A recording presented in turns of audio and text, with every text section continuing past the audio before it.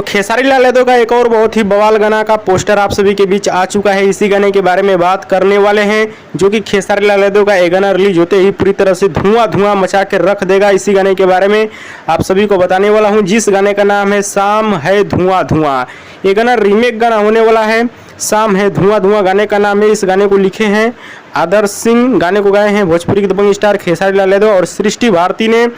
और गाना खतरनाक होने वाला है भाई, शानदार बवाल, जो कि आप सभी को ये गाना बहुत ज़्यादा पसंद आएगा। बात की जाए इस गाने को आप सभी के बीच कब रिलीज किया जाएगा, तो दोस्तों डेट और टाइम तो नहीं बताया गया है, लेकिन मैं आप सभी को बता दूं परसों दिन इस गाने को रिलीज किया जाएगा। जी हाँ दोस्तों, परसों दिन इस गाने को रिलीज किया जाएगा। टी सीरीज हमार भोजपुरी के यूट्यूब चैनल पे गाने को सुनिएगा, देखिएगा, बहुत ही तगड़ा और शानदार गाना होने वाला है।